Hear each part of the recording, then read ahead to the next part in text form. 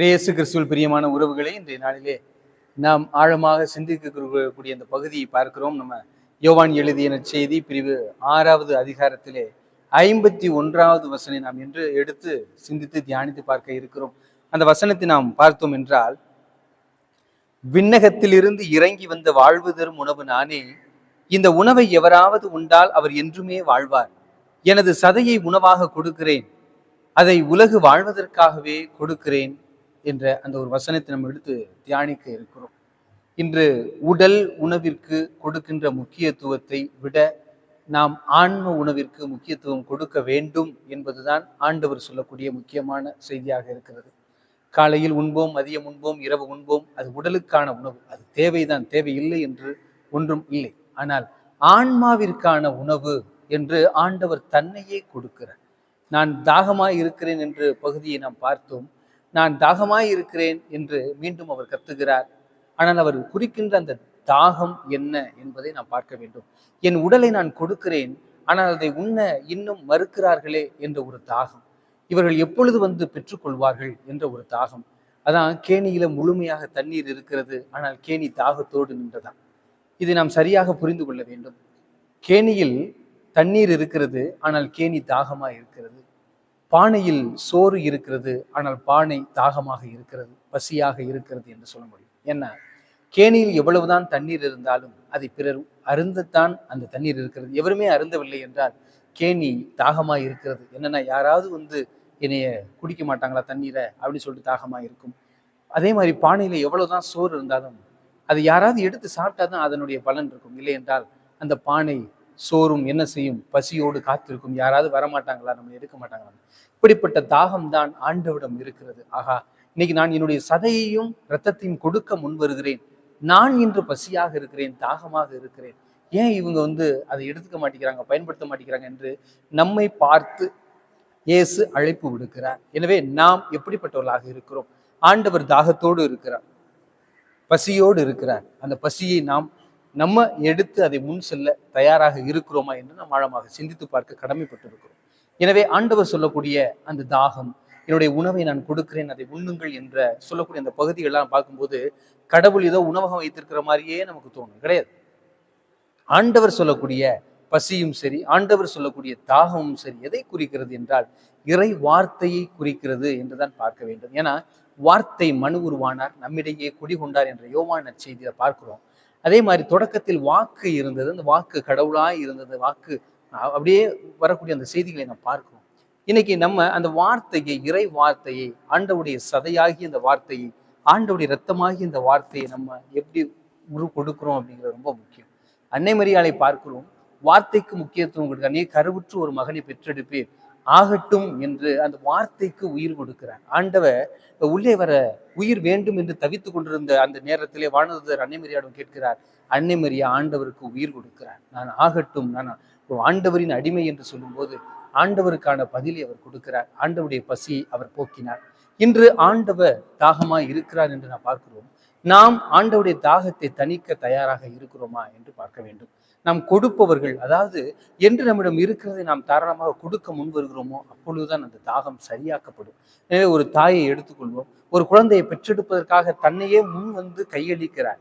என்னுடைய உடலை வெட்டி கொள்ளுங்கள், இல்லை என்றால் அந்த வழிகளை பொறுத்து கொண்டு குழந்தைகளை பெற்றெடுப்பது போலத்தான் இன்று ஆண்டவரும் தன்னுடைய உடம்பை நமக்காக கொடுக்கிறார், இரத்தத்தை நமக்காக கொடுக்கிறார். என்றால் ஏதோ ஆண்டவர் மனித மாமிசத்தை உண்ண சொல்லுகிறார் அப்படின்னு சொல்லிட்டு மற்ற சீடர்கள் நாளை வசனத்திலே பார்ப்போம், அந்த சீடர்களை போல நாம் சிந்திக்க வேண்டாம். ஆண்டவர் சொல்லக்கூடிய இந்த திருவசனங்கள் இரத்தத்தை போன்றது. எனவே நாம் அந்த இரத்தமாக ஓட்டம் எடுக்க வேண்டும், இறைவார்த்தையில் ஓடிக்கொண்டே இருக்க வேண்டும். இறைவார்த்தை அந்த ஓட்டம் சதைகளாக நிரப்பப்பட வேண்டும் அந்த இறைவார்த்தையாக. எனவே அவர்கள் அன்னை மரியாவை போல, ஆண்டவர் இயேசுவை போல, புனிதர்களைப் போல நாம் மாற முடியும் என்பதை அது சுட்டி காட்டுகிறது. எனவே அன்பிற்கு நீவளே, நாம் ஆழமாக சிந்தித்து பார்ப்போம். இன்னைக்கு ஒரு கேணி தாகமாய் இருக்கிறது, பானையில் உள்ள சோறு பசியாய் இருக்கிறது என்பதை நாம் வித்தியாசமான முறையில் நாம் சிந்திக்க அழைக்கப்படுகிறோம். எனவே நாம் இன்று தாகமாய் இருக்கக்கூடிய இறைவனுக்கு, அவர் தன்னுடைய உடலையே கொடுக்கக்கூடிய இறைவனுக்கு நாம் என்ன பதில் சொல்ல காத்திருக்கிறோம் என்பதை ஆழமாக சிந்தித்து பார்க்க கடமைப்பட்டிருக்கிறோம்.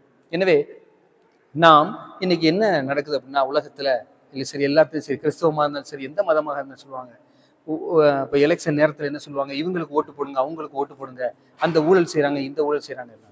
எல்லாருமே ஊழல் செய்யறாங்க, யாருமே ஊழல் செய்யாம இல்லை. ஆனா இந்த நேரத்தில் நான் யாரை தேர்ந்தெடுக்க போகிறேன்? கொஞ்சம் ஸ்பிரிட், கொஞ்சம் ஈவிலாக இருக்கக்கூடிய, கொஞ்சம் கொஞ்சம் தவறு செய்யக்கூடிய மனிதர்களை தான் நம்மளால் தேர்ந்தெடுக்க முடியுது ஒழிய வேற ஒன்றும் அதில் நாம் மாற்று கருத்து ஒன்றும் இல்லை. எனவே இன்னொன்று என்னவென்றால், நாம் எங்கோ நடக்கக்கூடிய ஊழலை பார்த்து கொண்டிருக்கிறோம், ஆனால் நம்ம செய்யக்கூடிய ஊழலை நாம் பார்த்து கொண்டிருப்பதில்லை. ஒரு முறை ஒரு பங்களால இருக்கும்போது, ஒரு சகோதரோடு இருக்கும்போது, ஒருவர் மீன் பிடித்து கொண்டு 7 கிலோ மீன் கொண்டாந்து கொடுக்குறாரு அவர்கிட்ட, அந்த தலைமை குருட்ட கொடுக்குறாரு, அந்த சகோதரர்கிட்ட கொடுக்குறாரு. கொடுக்கும்போது அவர் என்ன பண்றாருன்னா, வாங்கி அதை தன்னுடைய இல்லத்திற்கு கொண்டு போறதுக்காண்டி வச்சிருக்கிறார். ஆனா அவர் கொடுத்ததுன்னா இங்க எல்லாரும் சாப்பிடுவாங்க அப்படின்னு சொல்லிட்டு, உடனே நாங்க ஒரு 7 பேர் இருந்தோம். உடனே 7 பேருக்கு 7 துண்டு மட்டும்தான் வச்சிருந்தார். அப்ப நாங்க சாப்பிட்டுட்டு அடுத்த நாள் உட்கார்ந்துருக்கிறோம். அந்த மீன் கொடுத்தவர் வந்தார். மீன் கொடுத்தவர் வந்துட்டு, ஃபாதர் எப்படி இருந்துச்சு, மீன்லாம் நல்லா இருந்துச்சா, எப்படி இருந்துச்சு அப்படின்னு சொல்லும்போது, அப்ப நாங்க சொன்னோம், நல்லா இருந்துச்சுனே, ஆளுக்கு ஒரு துண்டு கிடைச்சிச்சு, நல்லா இருந்துச்சு அப்படின்னு சொல்லும்போது அவர் சொன்னார், ஒரு துண்டா ஃபாதர், நான் 7 கிலோ கொடுத்தேன், 7 கிலோ கொடுத்துல உங்களுக்கு ஒரு துண்டு தான் நீங்க சாப்பிட்டீங்களா என்று கேட்கும்போது, ஆமையா வேற இது இல்லையே அப்படின்னு சொல்லிட்டு, அப்ப எடுத்துட்டு போனார்ல அவருடைய உடன் பயின்ற சகோதரர் இருக்கிறார். அவர் கேட்டாரு, அப்படி அவர் எடுத்துட்டு போயிருப்பார், வீட்டுக்கு எடுத்துட்டு போயிருக்காரு அப்படின்னு சொல்லி விட்டுட்டார். இப்ப ஊருக்கு கொண்டுட்டு போனார்ல, அவர் எங்களோட உட்காந்து லீவு முடிச்சுட்டு வந்து சாப்பிட வந்திருக்கிறார். சாப்பிட்டுக்கிட்டு இருக்கும்போது சொல்றாரு, அந்த கட்சிக்கு நம்ம ஓட்டு போடக்கூடாது, அந்த கட்சி ஊழல் செய்கிறது, அந்த கட்சி ஓட்டு போடக்கூடாது, அந்த கட்சி ஊழல் செய்கிறதுன்னு சொன்னார். உடனே பொறுமை தாங்க முடியாமல் பக்கத்துல அவருடைய உடன் படித்த அந்த சகோதரர் சொல்லுகிறார், முதல்ல நீ சரியாக, யார் யாருக்கோ ஊழல் செய்யறதை பத்தி நீ பேசுற, நீ ஊழல் செஞ்ச அந்த மீன்லாம் எங்க? ஒரு மீன் விஷயத்துல நீ ஊழல் செய்றியே, முதல்ல ஒன்ன மாதிரி ஊழல்களை நீ ஒழிக்க ஆரம்பி. நம்மிடம் இருக்கக்கூடிய அந்த மரக்கட்டைகளை எடுத்தா தான் பிறர் கண்ணில் இருக்கக்கூடிய துரும்பு உனக்கு தெளிவாய் தெரியும். இன்னைக்கு அவங்க ஊழலை ஒழிச்சிடலாம், போராட்டங்களுக்கான முறையில் மக்கள் திரண்டு வந்தால் ஊழலை ஒழிச்சிடலாம். ஆனால் உன்னிடம் இருக்கக்கூடிய நீ செய்யக்கூடிய அந்த ஊழலை எப்போது ஒழிக்க போகிறாய் என்று ஆழமான செய்தி கேட்டார். ஏன்னா அன்பிற்குரியவர்களே, ஆண்டவுடைய சதையும் இரத்தமும் இப்படிப்பட்ட துரோகம் செய்யாது என்பதை நாம் ஆழமாக சிந்தித்து பார்க்க வேண்டும். எனவே நாம் ஆண்டவுடைய உடலையும் இரத்தத்தையும் சாப்பிடுகிறோமா, இல்லை யூதாசை போல சாத்தானுடைய உடலையும் இரத்தத்தை சாப்பிடுகிறோமா என்பதை ஆழமாக நம்முடைய செயல் வடிவிலே நாம் வெளிக்கொணர்கிறோம். எனவே நாம் இறைவனோடு இணைந்திருக்கிறோமா, இறைவனுடைய உடலையும் இரத்தத்தை நாம் பருகிறோமா, இல்லை சாத்தானுடைய உடலையும் இரத்தத்தை நாம் பருகிறோமா என்பதை நம் செயல் வடிவில் நாம் காண முடியும். கோயிலுக்கு வருங்கிறவங்க எல்லாருக்குமே இறை பக்தி உண்டு, ஆனா எல்லாருமே நல்லவங்களான்னு கேட்டீங்கன்னா கிடையாது. இதை ஆணித்தரமாக சொல்லக்கூடிய ஒரு கட்டாயத்தில் இருக்கிறோம். அன்னைக்கெல்லாம் பாத்தீங்கன்னா எல்லா நாளும் கோயிலுக்கு வரக்கூடிய ஒரு அம்மா தான் வீட்டுல சண்டை வந்தோன்னா வாயிலிருந்து வர்ற கெட்ட வார்த்தைகள்லாம் பயங்கரமா இருக்கு. கோபம் வந்த பிறகு அவருடைய வாய்களில் இருந்து லூக்கா நற்செய்தி, மார்க் நற்செய்தி, மத்தேயு நற்செய்தி எதுவுமே வராது. ஆனா கோபம் அமைதியாக இருக்கும்போது அருளிலிருந்து மாறி வாழ்க என்று சொல்லி அப்படியே அலட்டிக்கிடுவாங்க. எனவே நாம் எல்லா நேரத்திலும் ஆண்டவரோடு இணைந்திருக்க வேண்டுமே ஒழிய, ஏதோ பகுதி நேர பணியாளர் மாதிரி, நான் நைட்டு செக்யூரிட்டி, பகல் செக்யூரிட்டி மாதிரி, பகல் வாட்ச்மேன், நைட் வாட்ச்மேன் மாதிரி, நான் பகல்ல கடவுளுக்கு வந்ததா இருப்பேன், இரவுல நான் சாத்தானுக்கு வந்ததா இருப்பேன் என்று இருக்க முடியாது. எனவே அப்படிப்பட்டவர்கள் ஆண்டவருடைய உடலையும் இரத்தத்தையும் அவருடைய உடலாக பெறவில்லை, மாறாக இவர்கள் சாத்தானுடைய உடலை பெறுகிறார்கள் என்பதை நாம் ஆழமாக சிந்தித்து பார்க்க வேண்டும். எனவே நாம் யார்? ஆண்டவருடைய உடலையும் இரத்தத்தையும் பருகுகிறோம் என்றால் நாமும் அவராகவே, அவரை போலவே நாமும் வாழ வேண்டும், சிந்திக்க வேண்டும், பேச வேண்டும் என்பதை ஆழமாக சிந்தித்து பார்ப்போம். எனவே அப்படிப்பட்ட ஒரு உன்னார்ந்த மனநிலையோடு நாமும் ஆண்டவருக்கு உகந்த முறையில் அவருடைய சதையாக, அவருடைய இரத்தமாக நாம் இருக்கிறோம் என்றால் அவரும் நம் கரம் பிடித்து மேலே அழைத்து செல்வார் என்பதுதான் உண்மை. எனவே ஆழ்ந்து சிந்தித்து பார்ப்போம், ஆண்டவரோடு கரம் பொறுப்போம், அவருடைய உடலாக இரத்தமாக மாறுவோம். ஆமென்.